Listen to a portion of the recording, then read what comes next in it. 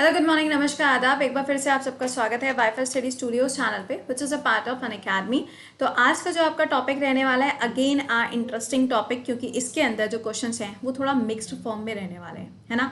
Actually क्या था, कुछ प्रीवियस ईयर पेपर्स मैंने थे, जैसे कि दिल्ली फॉरेस्ट के कुछ पेपर्स थे या यूपीएसआई के थे, तो वहाँ से कुछ क्वेश्चंस मिल गए थे, तो उसको हम लोग यहाँ पर आज कवर करने जा रहे हैं। ठीक है, सेशन तो शुरू करेंगे, लेकिन उसके अलावा ये ध्यान रखिएगा, आप किसी भी एग्जाम की तैयारी कर रहे हो, जो भी आपका अपकमिंग एग्जाम है, अगर आप इस क्लास को मिस कर रहे हो then you are missing a lot. ये बात समझ लीजिएगा, जान लीजिए। और मैं आपको ये चीज़ इसलिए बोल रही हूँ क्योंकि फिर जब एग्जामिनेशन टाइम सर पे आता है ना, फिर बहुत सारे मैसेज आते हैं मेरे पास, मैम अब क्या करें, अब कैसे कवर करें। तो यार please, this is a request कि अभी से पढ़ो, ताकि जब अप्रैल में फॉर्म भरने की तारीख आ जाए ना, और जब आ जाए कि हाँ मई में पेपर भी होगा, तो ये समस्या आपके साथ में ना आए। ठीक है, चलिए।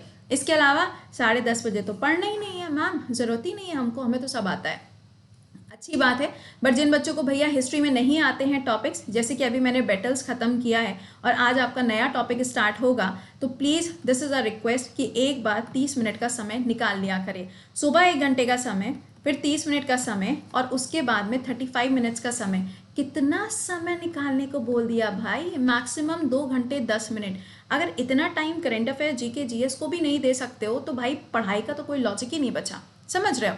तो ये आपके प्रीवियस ईयर क्वेश्चंस कराए जा रहे हैं दोपहर में 2 बजे, जो आपके इन सारे एग्जाम्स को कवर करेगा। राइट, चलिए शुरुआत करते हैं यहाँ पे सवालों की। और सबसे पहला क्वेश्चन आपके सामने, सेशन को एक बार से लाइक और शेयर मारिए होगा। ठीक है, देखिए क्या पूछा जा रहा है। कैल्सिट्रियोल ये क्या है, बायोलॉजिकल नेम है। सवाल में कहा जा रहा है कौन से विटामिन का ये बायोलॉजिकल नेम है।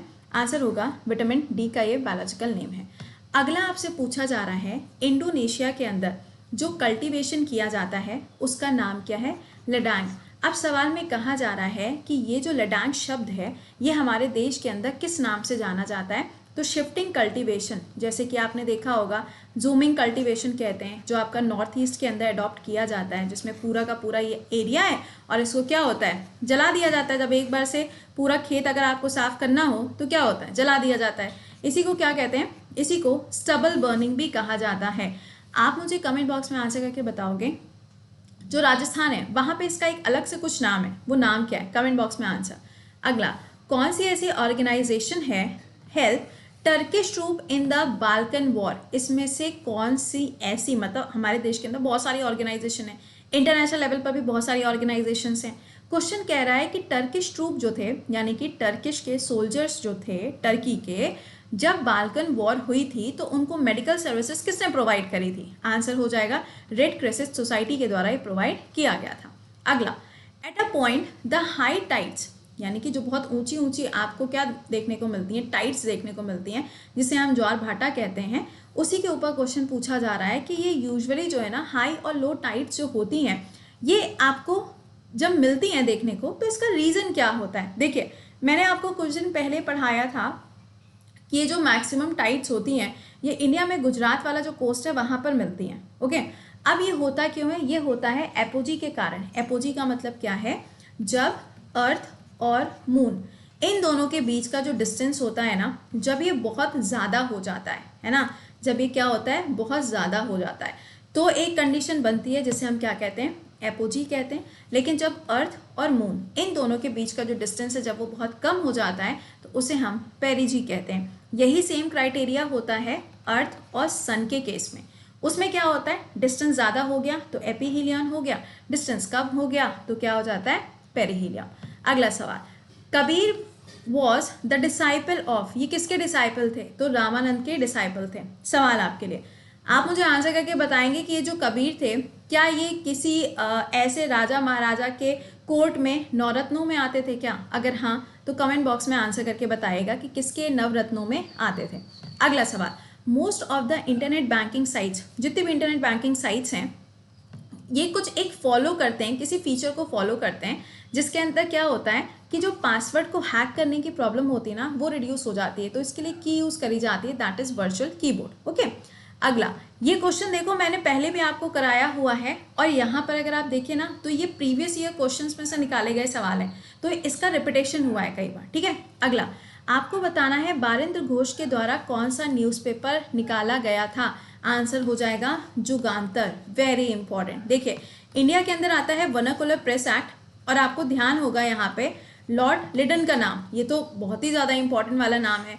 इसके अलावा एक और नाम आता है लॉर्ड रीडिंग का, और एक आता है किसका, मैं ही बताऊं, जरा आप मुझे आंसर करके बताइएगा कि कौन से ऐसे लॉर्ड थे जिन्होंने इंडिया के अंदर इंग्लिश लैंग्वेज की शुरुआत करी थी। मन ही मन जो तुमने अच्छे शब्दों का उच्चारण किया होगा अभी, वो हम समझ गए हैं। चलिए अगला बताइए, पूछा जा रहा है पाटनी कल्ट जो है वो यहाँ पे संगम रूलर के अंदर आती है। सवाल में आपसे कहा जा रहा है कि ये बताइए रूलर का नाम क्या है, तो ये आंसर क्या हो जाएगा, शेन गुटावन। ठीक है, कौन थे ये, चेरा रूलर थे।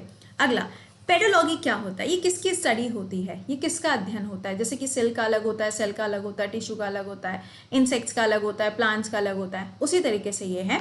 तो ये किसकी होती है, सॉइल की जो स्टडी होती है उसे हम कहते हैं। सॉइल में आपने देखा होगा अलग अलग हॉराइजन्स होते हैं, हॉरिजन ए, हॉरिजन बी, हॉरिजन सी, ऐसे करके डिवाइडेड होता है। साथ में अगर इंडिया में देखा जाए तो बेसिकली 6 तरीके की आपको सॉइल मिलती हैं, जैसे कि एल्यूवियल सॉइल हो गई, जलोढ़ मिट्टी हो गई। अब भारत में तो भाई सबसे ज़्यादा यही पाई जाती है। कौन से एरिया में पाई जाती है, तो प्लेन एरियाज में ये पाई जाती है। अगला, in context of modern administration, अगर हम मॉडर्न एडमिनिस्ट्रेशन की बात करते हैं तो who was regarded as the chief treasury officer, किसको बोला जाता है चीफ ट्रेजरी ऑफिसर, तो आंसर क्या हो जाएगा यहाँ पे, सनी दाता को यहाँ पे ये माना जाता था। अच्छा देखो, एक्चुअली क्या था ना, पहले तो जनपद हुआ करते थे, उसके बाद में 16 महाजनपद आ गए। तो ये महाजनपद क्या होता है, जैसे कि आज के प्रेजेंट टाइम में हम लोग स्टेट्स देखते हैं ना, राज्य, तो पहले क्या था, पहले यही जो राज्य है ना, पहले ये महाजनपद हुआ करते थे। तो उसमें अलग अलग हेड होते थे, अलग अलग सेनापति टाइप में होते थे, अलग अलग स्टेट ऑफ काउंसिल होता था। तो ये टर्म यहाँ पे यूज किया जाता था किसके लिए, जो ट्रेजरी को देखता था। अगला, what is the number of pre historic rock shelter in Bhimbetka, कितने वहाँ पे मिलते हैं, तो 243। अब ये भीमबेटका केव है कहाँ पर, तो एमपी के अंदर है। अभी रिसेंटली आपको अगर याद आ रहा हो तो यहाँ पर क्या हुआ था, ऑडिटोरियम केव, कुछ याद आया, यहाँ पे क्या था, सबसे पुराना कुछ अवशेष यहाँ पर देखने को मिले थे। आप ऐसे समझ लो कि यहाँ पे कुछ एविडेंसेस पाए गए थे कि हाँ ऐसा भी कुछ हुआ था, तो वो भी बहुत ही पुराना यहाँ देखने को मिला था। अगला, which was the main occupation of Palaeolithic, पूरी एनसीईआरटी मैंने आपको यूट्यूब पे पढ़ा दी क्लास 6 की, और उसी में मैंने आपको ये बताया था पैलियोलिथिक के बारे में। पैलियोलिथिक का क्या हो जाएगा भैया, हंटिंग। मैंने आपको 2 चीज़ें बताई थी, एक थी हंटिंग, एक थी क्या, गैदरिंग। यही तो बताया था, फूड को गैदर करते थे और हंटिंग करते थे। तो यानी कि पहले जानवरों को मारेंगे तभी तो फूड को गैदर करेंगे ना। और साथ में जो डोमेस्टिकेशन था, यानी कि जो यहाँ पे जानवरों को पालना शुरू किया था, वो इन्होंने नियोलिथिक एज में स्टार्ट किया था। ठीक है, प्रॉपरली जो डोमेस्टिकेशन होता है वो नियोलिथिक में होता है। अगला, विच अथॉरिटी डिसाइड्स, कौन सी ऐसी अथॉरिटी है जो डिसाइड करती है fundamental can apply to the member of the armed forces, ये डिसाइड कौन करता है, तो ये पार्लियामेंट डिसाइड करती है। देखो, जब हम फंडामेंटल राइट्स बोलेंगे है ना, तो हमें पता है मौलिक अधिकार जो है वो यूएसए से लिया गया है, करेक्ट। अच्छा, सेकेंड पॉइंट, फंडामेंटल राइट्स जो है वो आर्टिकल नंबर 12 से लेके 35 के बीच में है, बट कंडीशन अप्लाइड 33, 34, 35। ये जो है ये कभी पढ़े हैं, कभी किसी ने पढ़ाए हैं आपको, हाँ मैंने तो पढ़ाए हैं बाकी कहीं पढ़े हो, नहीं पढ़े हो ना, तो सुनिएगा 33 जो है ना वो मार्शल लॉ से कुछ रिलेटेड है, बट मार्शल लॉ की डेफिनेशन क्या है वो हमारे कॉन्स्टिट्यूशन में नहीं है। ठीक है, सेकेंड पॉइंट, आर्टिकल 34 और 35 जो है वो आर्म्ड फोर्सेस के ही लिए लिखा हुआ है हमारे कॉन्स्टिट्यूशन में। अगला, इन विच वेद प्रीस्ट, ब्रह्मा, बताओ आंसर क्या है, अधर वेद इज द राइट आंसर। अच्छा, एक चीज़ और समझिएगा, अगर पूछा जाए सबसे पुराना वेद ऋग्वेद हो जाएगा। अब ये वेदों की शुरुआत कहाँ से हुई, तो ऑब्वियस सी बात है आर्यन से इनकी शुरुआत होती है। अगला, British East India Company cease to be trading company via which legislation, तो आंसर क्या हो जाएगा, चार्टर एक्ट 1833। एक्चुअली क्या था ना, ये जो ईस्ट इंडिया कंपनी थी इसकी मोनोपोली पूरी तरीके से खत्म हो गई थी, और 1833 के अंदर ही आप देखेंगे तो first governor general of India का भी अपॉइंटमेंट किया गया था, लॉर्ड विलियम बेंडिक का। अगर गवर्नर जनरल ऑफ कैलकाटा पूछे जाएंगे तो वॉरेन हेस्टिंग हो जाएंगे, और अगर फर्स्ट वाइसरॉय पूछे जाएंगे तो क्या होगा, वो आप कमेंट सेक्शन में आंसर करेंगे। अगला, who was the first to start the joint stock company to trade with India, इसका आंसर हो जाएगा डचेस। इसका आंसर क्या है, डचेस। अगला, which act is known as anarchical and revolutionary crime act 1919, कौन सा होगा, अरे वही वाला कानून है भाई जिसको काला कानून बोला जाता है, यानी कि रोलेट एक्ट। ये क्वेश्चन देखो यूजुअली तो नहीं पूछा जाता, बट अगर पूछ लिया जाए तो कुछ नहीं याद आ रहा है तो हमें कम से कम ये तो याद है ना, बस इसके हिसाब से उठा के आंसर मार्क कर दीजिएगा।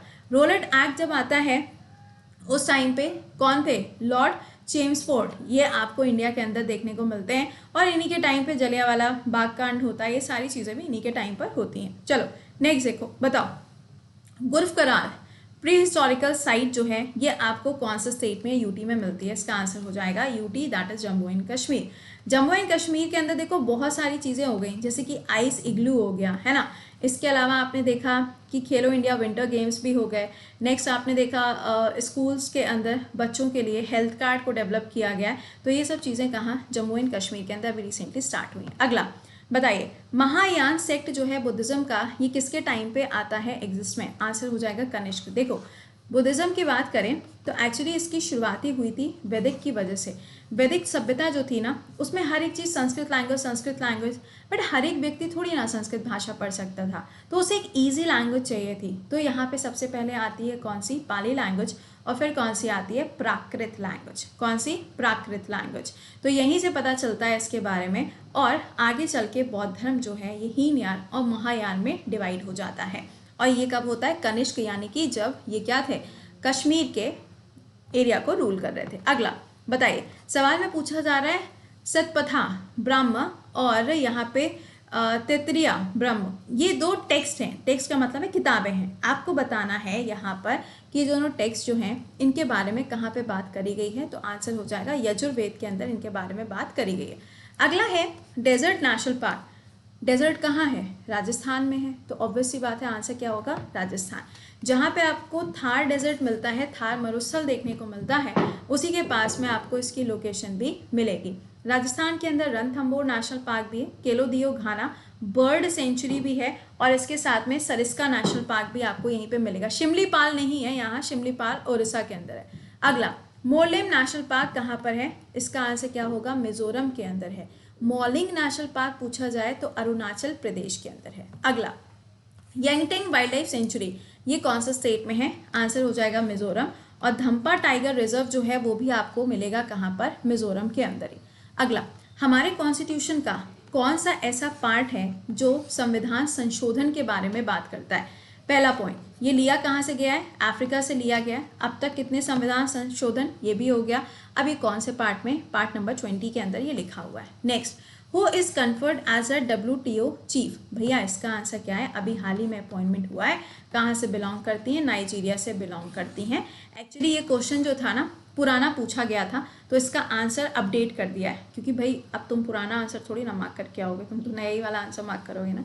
तो ये ध्यान रखिएगा। हेडक्वार्टर का है? जेनेवा के अंदर मिलेगा। पुराना नाम गैट्स है। कब नाम चेंज हुआ? 1955 में। अगला, पहेला फागुन फेस्टिवल कहाँ पर होता है? तो ये बांग्लादेश के अंदर सेलिब्रेट किया जाता है। ठीक है, तो हम लोगों ने यहाँ पे इतने सारे क्वेश्चंस डिस्कस कर लिए हैं। उम्मीद करेंगे कि आपने उसका रिवीजन भी कर लिया होगा। इसके अलावा हम मुलाकात करेंगे आपसे 7 बजे के सेशन में। और ये ध्यान रखिएगा कि अगर आपने सफलता बैच ज्वाइन नहीं किया है तो डू ज्वाइन दिस बैच, ताकि आपकी प्रिपरेशन और भी स्ट्रांग हो सके। SSC हो या किसी और भी एग्जाम के लिए अगर आपको ज्वाइन करना है, GS, मैथ, इंग्लिश, रीजनिंग, ये इसमें कवर हो जाएगा। कोड क्या है? प्रति10 कोड है। और प्लीज़ ध्यान रखिएगा कि जब आप इस बैच को ज्वाइन करेंगे ना, तो इसमें प्रॉफिट जो है वो ये है कि आपको हर एक एजुकेटर का बैच मिल जाएगा। ठीक है, इसके अलावा 10:30 बजे ये सेशन मत भूलिएगा, क्योंकि दिस इज़ मैंडेटरी। चलें, मिलते हैं 7 बजे के सेशन में। टिल देन खुश रहिए, मुस्कुराते रहिए। Bye bye and take care.